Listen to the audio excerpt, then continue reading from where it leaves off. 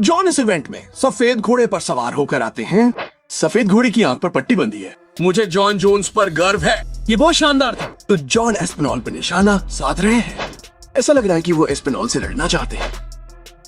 ये इतना खूबसूरत इसलिए है क्योंकि जॉन एस्पिनॉल से लड़ने की कोशिश कर रहे हैं, वही आदमी जिससे वे हमेशा से उन्हें लड़ाने की कोशिश कर रहे थे। मुझे लगा कि हम जॉन जोन्स बनाम एलेक्स पियरे की ओर बढ़ रहे हैं। फिर मैंने देखा कि जॉन जोन्स सफेद घोड़े पर सवार होकर आंख पर पट्टी बांधकर इवेंट में आते हैं। टॉम से ये सवाल पूछना दिलचस्प हो। हे टॉम, क्या आप रीमैच में सिरिल डॉन से लड़ना पसंद करेंगे या आप जॉन जोन्स से लड़ना पसंद करेंगे, जो लड़ने के लिए तैयार है और लड़ना The tension between Tom Aspinall and Jon Jones has finally boiled over. After weeks of silence, Tom Aspinall has had enough of the mockery, the mind games, and the constant disrespect. What began as a simple no-contest fight has now turned into one of the ugliest rivalries the UFC has seen in years. Since then, Tom's father has confirmed that his vision remains blurry, and he has been in and out of medical treatment ever since.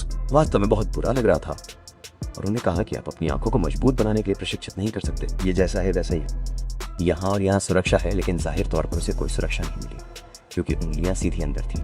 लड़ाई रोक दी जानी चाहिए थी। वो देख नहीं सकता था, ये एक फाउल था, वो देख नहीं सकता था। फिर आप लड़ नहीं सकते, आप जानते हैं। अगर वो अगले सिर पर लात मार कर गिर जाता तो ये और भी बुरा होता। मुझे नहीं पता। और फिर उन्होंने कहा, कभी कभी जब आपकी आंखें इस तरह होती हैं तो ये विस्थापित हो सकती हैं और वहीं रह सकती हैं। और उन्होंने उस पर कुछ परीक्षण किए और उन्होंने कहा ऐसा नहीं लगता। और उसकी आंख पर नजर थी, वो सबसे अच्छी आंख है। उसकी आंख ठीक से काम नहीं कर रही थी, इसलिए मांसपेशियां इस तरह से काम करने के लिए पर्याप्त रूप से काम नहीं कर रही थी। ये बिल्कुल भी ठीक से काम नहीं कर रहा था, इसलिए हमें इस हफ्ते और भी टेस्ट करवाने होंगे। और मोएस हमारे लिए टेस्ट की व्यवस्था कर रहा है और उसका सीटी स्कैन होना। कुल 15 महीने यहाँ टॉम एस्पिनॉल है जिसने उन सभी से लड़ी है जो सभी से लड़ने के लिए भीख मांग रहा था, जो जॉन जोन्स से लड़ सकता था, जो फ्रैंक कानू से लड़ सकता था, जो उन सभी से लड़ सकता था। यहाँ टॉम एस्पिनॉल को हार मानने वाला कहा जा रहा है। यहाँ टॉम एस्पिनॉल के दिल पर सवाल उठाए जा रहे हैं, उसकी ईमानदारी पर सवाल उठाए जा रहे हैं। हमने इस लड़ाई में जाने से पहले इस बारे में बात की थी कि पिछले 1 साल में जो कुछ भी हुआ उसके बाद अगर वो हार जाता तो ये एक बहुत बड़ा दुस्वप्न होता है ना। दबाव, जोन्स की बातें, वो सब। अब ये हार नहीं थी, लेकिन ये सबसे बुरी बात थी क्योंकि अब उसके दिल पर सवाल उठाया गया है, उसकी ईमानदारी पर सवाल उठाया गया है। उसे कायर हार मानने वाला कहा जा रहा है क्योंकि उसकी आंखों में छुरा घोंपा गया, क्योंकि उसने आंख मूंद कर लड़ने से इनकार कर दिया। हम जिस दुनिया में रहते हैं वहां जिस आदमी पर फाउल हुआ उससे ही आलोचना झेलनी पड़ती है, वो नहीं जिसने जानबूझकर या अनजाने में लड़ाई खत्म की। तो वो आदमी है जो हिम्मत नहीं दिखा सका क्योंकि उसने लड़ाई जारी नहीं रखी। उस पर कई बार गैर कानूनी फाउल हुआ और वो लड़ाई जारी नहीं रख सका। वो ऐसा नहीं कर सका। वो हार मानने वाला है, वो कायर है, वो बत्तख है। आप जो चाहे कह सकते हैं। अब मुझे पता है कि ये सब उन लोगों की तरफ से आ रहा है जिन्होंने लड़ाई में पैसा लगाया था या जो बंदूकधारी हैं। मैं समझता, लोग भावुक होते हैं, वे ऑनलाइन आते हैं। मैं इस पर और ज्यादा ध्यान नहीं देना चाहता, लेकिन इस सब को शांत किया जा सकता। ये सब शांत हो सकता था, इसे दबाया जा सकता था। अगर शायद, मुझे नहीं पता, कंपनी का चेहरा प्रेस कॉन्फ्रेंस में जाता और कहता, देखो ये एक शानदार फाइट थी, देखो ये एक शानदार फाइट थी, ये एक शानदार राउंड था, हम इसे तुरंत फिर से बुक करने जा रहे हैं। लेकिन दिन के अंत में आप अपने प्रतिद्वंदी की आंख में बार बार नहीं घुस सकते। दिन के अंत में आप ये नहीं कर सकते, आप वो नहीं कर सकते। आप चाहते हैं कि आप किसी को दूर से ब्लॉक करना चाहते हैं, अपनी मुट्ठियां बंद कर लें। इनके अंत में टॉम एस्पिनॉल एक गैंगस्टर है जिसने वो सब कुछ किया जो हम। The recovery process has been slow and painful, both physically and mentally. But that didn't stop Jon Jones from turning it into a spectacle. During a live event for his new Deity boxing promotion, Jon Jones entered the arena on horseback while wearing an eye patch, openly mocking Aspinall's injury in front of the crowd. He laughed, cracked jokes, and even told reporters afterward that he no longer cares about fighting Tom Aspinall.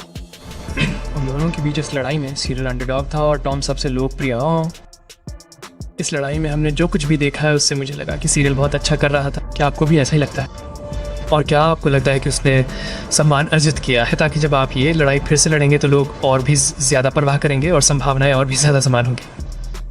हाँ, मैं सहमत हूँ। मुझे लगता है कि मैंने पहले कहा था कि जॉन जोन्स की लड़ाई के कारण मुझे लगता है कि हर कोई सर गॉन को लेकर लापरवाह था और उसे खारिज कर दिया था।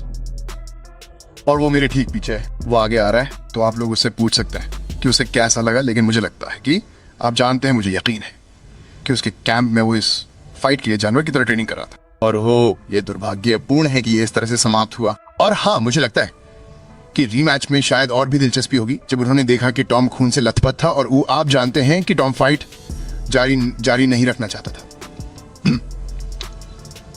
And Bunyan came up. तो रीमैच बहुत दिलचस्प है। टॉम फाइट जारी नहीं रखना चाहता था। मेरा मतलब है कि क्या आप कल्पना कर सकते हैं कि अगर आप टॉम एस्पिनॉल ये सुन रहे हैं, क्या आप कल्पना कर सकते हैं? हम जानते हैं कि यूएसए का कोई भी व्यक्ति अस्पताल में उसके साथ नहीं था। हमने उसके वीडियो ब्लॉग पे देखा। क्या आप कल्पना कर सकते हैं कि इस सोमवार को ये व्यक्ति कैसे महसूस कर रहा? हर कोई इस पर सवाल उठा रहा है, उसके दिल पर सवाल उठा रहा है, क्योंकि उसकी आंख में कई बार चोट लगी, क्योंकि उनमें से एक ने उसे बहुत अंदर तक छुआ, और उसके प्रमोटर का कहना है कि टॉम लड़ाई जारी नहीं रखना चाहता था। टॉम पर अवैध स्ट्राइक के साथ फाउल किया गया था। अवैध स्ट्राइक। मैं आपसे एक सवाल पूछना चाहता हूं, अगर ऐसा किसी दूसरे ब्रह्मांड में एजे एंथनी जॉनसन, माफ करें, एंथनी जोशुआ के साथ होता तो आपको क्या लगता है? व्हाइट को टॉम एस्पिनॉल से नफरत है क्योंकि मैच के बाद की प्रेस कॉन्फ्रेंस में वो अपने हैवीवेट चैंपियन पर ऐसे भड़क रहे थे जैसे वो उन्हें बिल्कुल पसंद नहीं करते। मेरा मतलब है उन्होंने टॉम को खून से लथपथ कर दिया था और टॉम फाइट जारी रखना चाहते थे। और यहाँ उन्होंने जो सबसे अहम बात कही, उन्होंने ये नहीं कहा कि टॉम एस्पिनॉल हार नहीं मान सकते।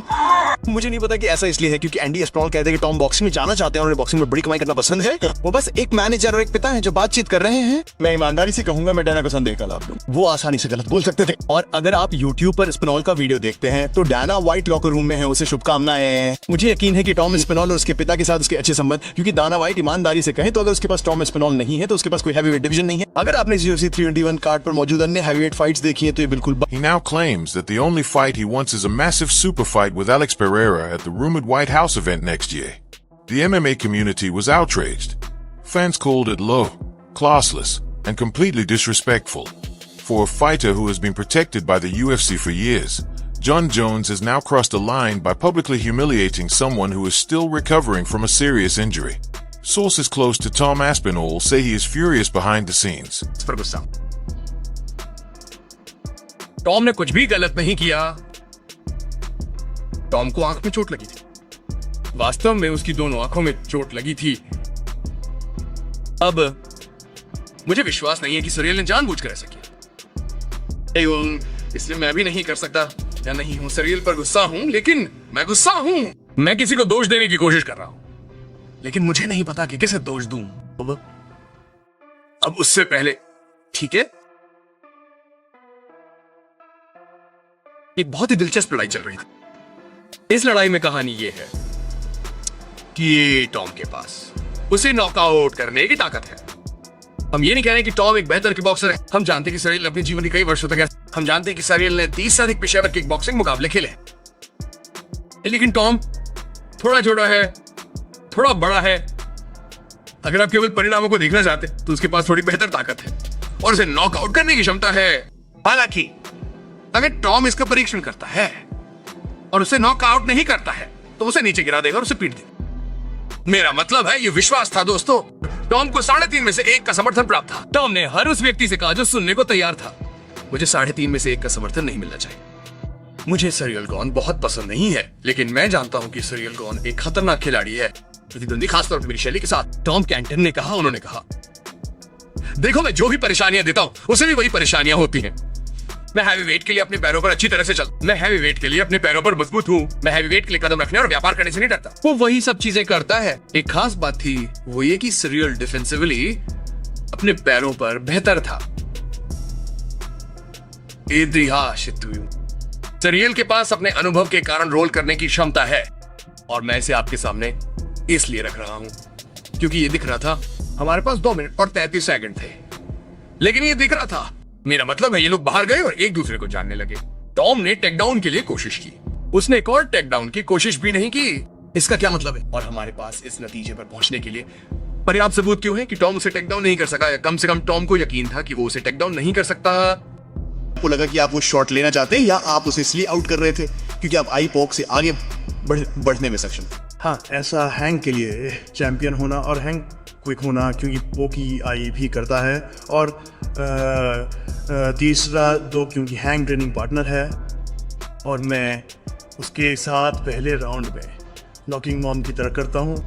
ऐसा क्यों होता है कि मैं और टॉम द्वेष, क्योंकि वो कहता है कि ऐसा मत करो, ये वो है जो सबसे अच्छा ट्रेनिंग पार्टनर है, हाँ, इसे पा सकता है। टॉमी स्पिन और वो कॉटेज के बीच लड़ाई में क्या हुआ उसकी? आंख में एक बड़ा फोड़ा हो गया। ये कोई छोटी मोटी खरोंच नहीं थी, वो अंदर चली गई। वो आंखों में असली फोड़े थे और टॉम को बहुत दर्द हो रहा था। ऑनलाइन कुछ लोग कह रहे हैं, वो कई बार कह रहा था मुझे दिखाई नहीं दे रहा, मुझे दिखाई नहीं। अगर वो जारी रखना चाहता था तो उसे ऐसा नहीं कहना चाहिए। असलियत ये है कि अगर उसे दिखाई नहीं दे रहा, सच बताओ, अगर तुम नहीं देख सकते, तुम्हें देखने की इजाजत है, तुम नहीं देख सकते, लोग मेरी तरफ इशारा करके कह सकते हैं तुम एक आंख से लड़ रहे हो। हाँ, ये एक राज था क्योंकि मुझे लड़ना नहीं चाहिए था। तुम जानते हो टॉम दुनिया का चैंपियन है। वो तब मैदान में नहीं उतरना चाहता जब उसकी दृष्टि कमजोर हो या दृष्टि बुरी तरह प्रभावित हो और संभावित रूप से लड़ाई हार जाए। वो एक कठिन लड़ाई बन रही थी। सिरिल जी आज रात बिल्कुल सही कह रहे थे, वो देख रहे थे। हमने टॉम के चेहरे पर चोट देखी। ये किसी भी तरह से आसान फाइट नहीं थी। वो अपनी खराब दृष्टि या देखने में असमर्थता के साथ आगे नहीं बढ़ना चाहता था, इसलिए मैं उसे दोष नहीं देता। वे दूसरे देशों से उन्होंने बहुत पैसा खर्च किया है, उन्होंने टिकट कर दिया। मुझे लगता है He hasn't lashed out publicly, but insiders say Tom Aspinall is done playing the nice guy after everything he's endured. The delays, the uncertainty, and the lack of real support from the UFC following his injury have all taken a toll. This latest stunt by Jon Jones may have been the final straw. Many fans and analysts believe Tom Aspinall deserves far better. He has always represented the UFC with class, humility, and professionalism. He has fought everyone put in front of him, never complained, never ducked a challenge, and now he's being mocked by the very man who refused to fight him in the first place. Jon Jones, meanwhile, continues to carefully pick his opponents. He says he wants Alex Pereira at the White House event, a matchup that would undoubtedly sell massive numbers. But it's also a fight that conveniently allows him to avoid Tom Aspinall once again. Behind the scenes, Aspinall's camp has hinted that he's rethinking his future.